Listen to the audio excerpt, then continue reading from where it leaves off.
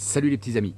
Alors, je ne sais pas si ça t'est arrivé, mais quand tu dois prendre une décision, parfois tu te retrouves un peu confronté à cette question de est-ce que je vais être capable de faire ce que j'ai envie de faire.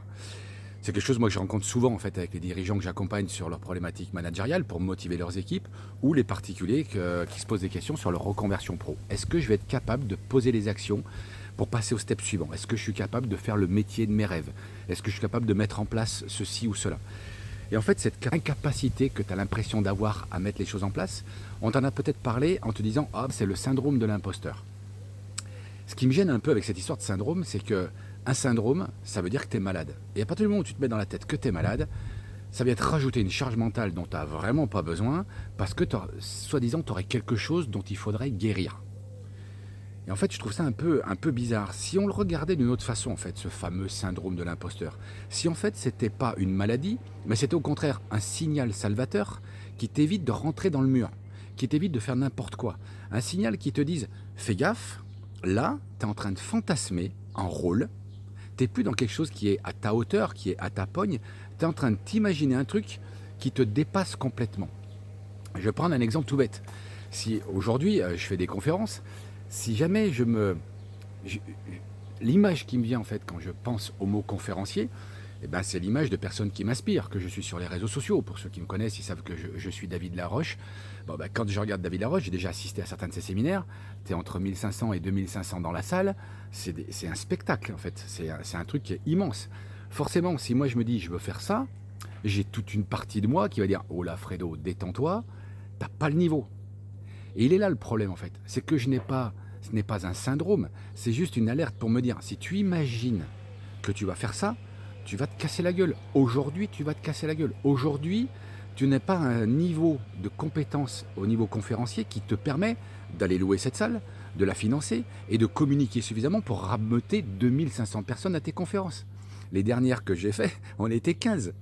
Donc du coup, c'est juste se dire, ok, ce que tu es en train d'imaginer, c'est un fantasme. Donc du coup, tu as un petit signal d'alarme qui dit attention, là, tu te prends pour ce que tu n'es pas. Attention, quand je parle de fantasme, c'est aujourd'hui c'est un fantasme. Je ne suis pas en train de te dire d'abandonner tes rêves.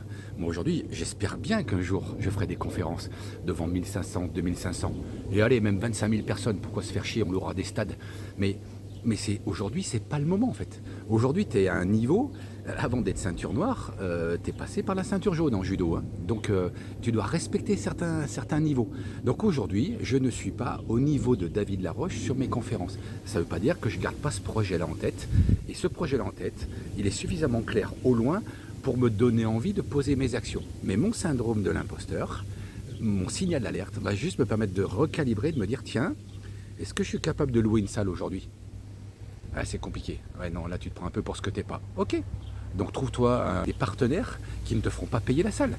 Et le jour où tu verras que ça ne fait plus de bruit, où tu n'as plus ce syndrome de l'imposture qui apparaît quand tu as envie de faire tes conférences payantes, et bien à ce moment-là, ça veut dire que tu es passé peut-être à la ceinture orange. Mais par contre, est-ce que ça m'empêche aujourd'hui de faire des conférences? Non. D'ailleurs, la prochaine aura lieu le 24 juillet sur Clermont-Ferrand. Je te mettrai toutes les informations en lien de cette vidéo, mais si tu veux en profiter, profites-en, c'est sur l'équilibre entre la vie privée et la vie professionnelle, et là aussi on ira démonter quelques fantasmes dans ce domaine-là.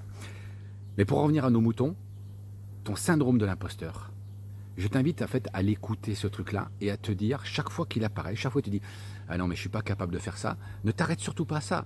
Au contraire, remercie cette partie de toi qui t'a alerté pour pouvoir te dire « Ok, comment je réajuste ?» pour arriver à faire ce que j'ai envie de faire, mais avec les capacités et les ressources que j'ai aujourd'hui.